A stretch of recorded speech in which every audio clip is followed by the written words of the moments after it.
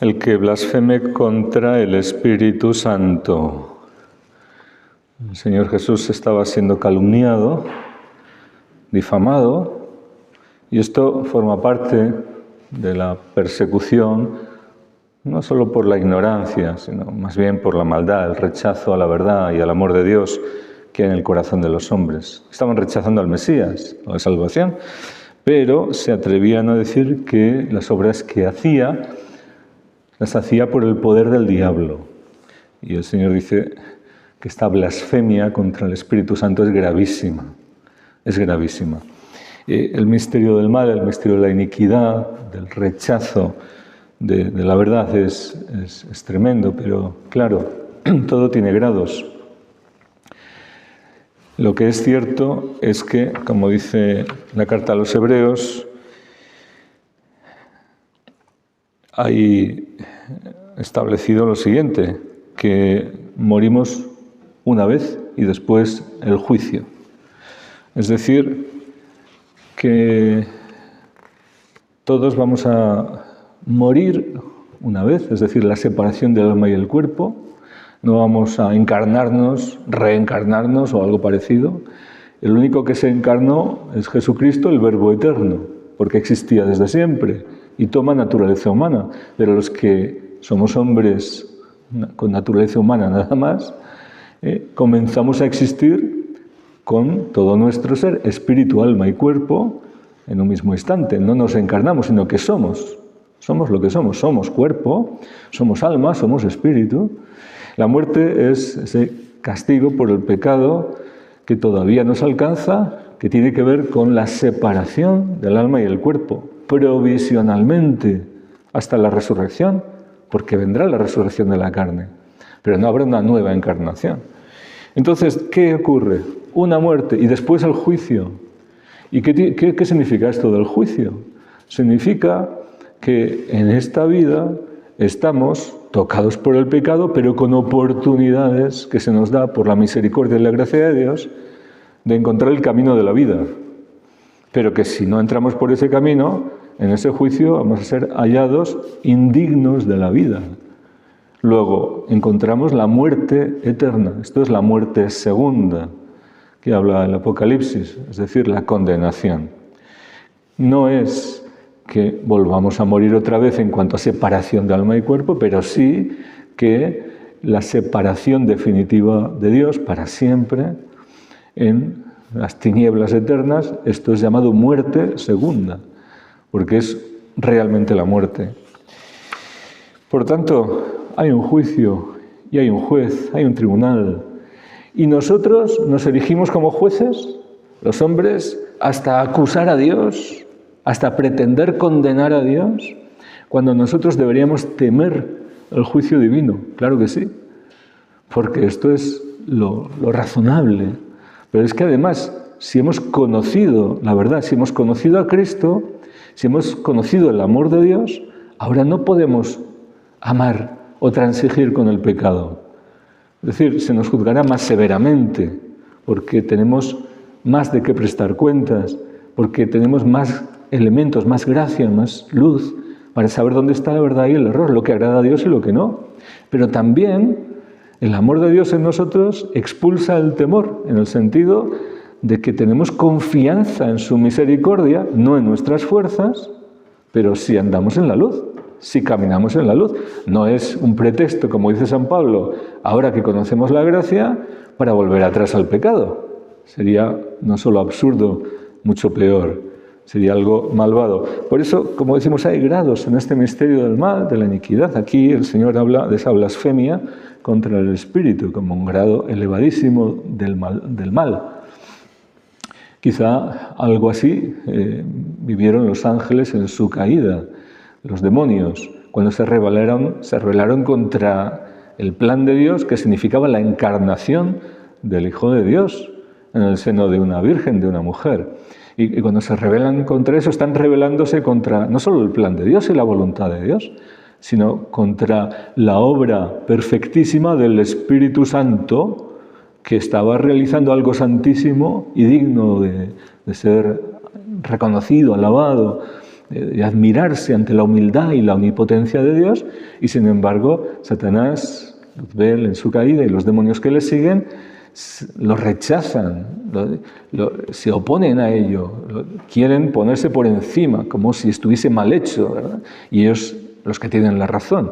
Es un tipo de blasfemia contra el Espíritu Santo también. Pero que el hombre pueda llegar a esto por necedad, el hombre dice muchas tonterías, pero con conocimiento de causa, es decir, habiendo conocido la verdad, esto es muy grave. Y a veces no damos importancia a las cosas pequeñas, pero tenemos que entender que el mal es el mal. Y lo pequeño lleva a lo mayor, y los pocos llevan a los muchos. Y cuando el hombre está en su ignorancia, separado del bien, de la verdad, de Jesucristo, bueno, pues por ignorancia culpable, porque todos tenemos que buscar la verdad, no conformarnos con nuestra situación, por ignorancia culpable se peca muchas veces. Pero es más grave cuando ya se ha conocido la verdad y se resiste al Espíritu Santo, porque se suspende ahí el juicio sobre lo que se está haciendo. No pasa nada, lo hago porque quiero, sabiendo que está mal, sabiendo que va contra la voluntad de Dios. El más grave todavía es cuando esa resistencia al Espíritu Santo lleva a niveles como lo que dice San Esteban a los que lo lapidaron. Vosotros siempre resistís al Espíritu Santo. Esa impenitencia que llega hasta esa impenitencia final, bueno, pues porque es un misterio el mal, pero está en nuestro corazón y tenemos que descubrirlo para erradicarlo, para tratarlo a tiempo, no llegue a esos grados, de la presunción de pensar que Dios nos perdonará porque sí, hagamos lo que hagamos, sin nuestro arrepentimiento. Gravísimo engaño, muy común hoy. Por tanto, muchísimas personas están en riesgo de condenación inminente por un engaño tan grave que se ha extendido. O también, no solo la presunción, sino la desesperación de pensar que, bueno, pues para mí no hay salvación, así que ya de perdidos al río, que dicen, ¿no? Ya me da igual, ya hago lo que sea. Y caigo en lo más bajo, da igual. Y es que el pecado tiene sus grados, es así. Quien empieza por un acto de adulterio, por ejemplo, pues puede caer en el vicio, en la cadena del adulterio habitualmente. Este vicio puede ir asociado a otros y empezar con alcoholismo, por ejemplo, o pasar de una cosa a otra y seguir con otros tipos de prácticas aberrantes sexualmente. ¿Por qué? Pues porque todo es una pendiente hacia abajo, resbaladiza, que a lo mejor empieza con una caída, pero si no se soluciona a tiempo, si no se reacciona, el diablo sabe cómo encadenarnos, cómo atarnos, cómo atraparnos, cómo engañarnos. Y el corazón del hombre a veces o cae en la desesperación, o cae en la presunción, o cae en el odio, peor todavía. El odio a la verdad, el odio al amor, el odio a la gracia de Dios. Y tantos hoy rechazan a los cristianos porque son un espejo que les demuestra que es posible otra forma de vivir, a los cristianos auténticos me refiero. Y por eso ese odio hacia los cristianos, ese odio a la fe que hay en tantos corazones. Y la envidia por el bien que hacen, la envidia por la gracia de Dios, por la vida de santidad, la envidia. Esto es satánico totalmente, esa envidia y ese odio por la fe hacia los que viven en la voluntad de Dios. Bien, somos todos pecadores. Tenemos un Salvador, Jesucristo. Por Él nos ha sido alcanzado el perdón de los pecados. Cristo se ofreció una sola vez para quitar los pecados de todos. La segunda vez aparecerá sin ninguna relación al pecado para salvar a los que lo esperan. Luego, aquí estamos todos también llamados a entrar en esta esperanza por el camino de la conversión, del conocimiento de la verdad, de la búsqueda de la verdad, y la respuesta acorde a la verdad conocida, coherente, contando con la gracia de Dios, no con nuestras fuerzas, pero esforzándonos también, porque cuando algo nos interesa ponemos empeño, ¿verdad? ¿Y será que conocer la verdad no nos interesa tanto como otras cosas y aficiones? ¿O nuestra propia salvación y la de los demás? ¿Y la de los demás? El destino de los hombres es morir una sola vez y después de la muerte el juicio.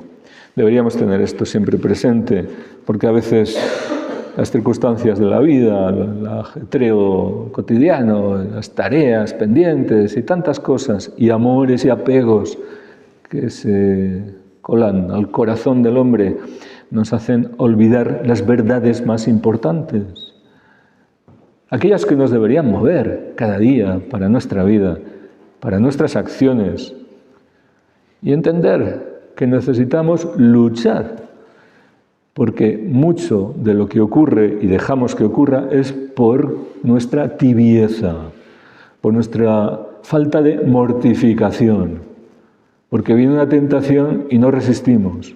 ¿Por qué? Porque somos tan flojitos que no estamos en lucha, en vigilancia siquiera, y cedemos a la mínima. Y eso viene a abrir otros huecos mayores, porque por ahí sigue percutiendo el diablo, sigue percutiendo. Donde ha encontrado una apertura, un fallo, una ventaja para él, hace sangre hasta que consigue la víctima, derribarla, machacarla, nuestra muerte.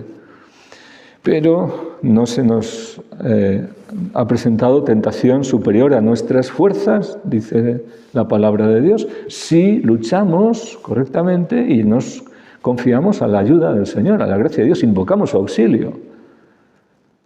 El problema es ese, que no luchamos suficientemente, que no buscamos luchar cuando se presenta la tentación, que no buscamos crecer en la santidad, que no buscamos ese conocimiento de la verdad, a que nos lleva el Espíritu Santo, el Espíritu Santo, y por tanto podemos caer por el lado contrario, separarnos de nuestro Salvador, que viene a salvar a los que le esperan. La esperanza nace de la vida teologal, de la vida de la gracia, de la presencia del Espíritu Santo en nuestros corazones, que por la fe nos une a la verdad, a Cristo, y nos lleva a obrar de acuerdo a la verdad conocida y a vivir en el amor, porque recibimos su amor y su misericordia para poder amarlo también, y amarlo con obras, amarlo con nuestra vida.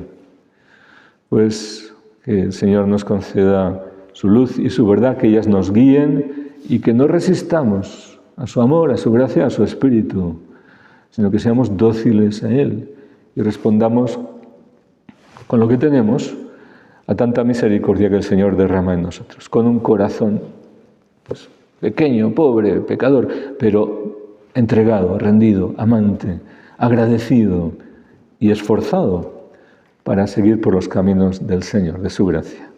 Así sea.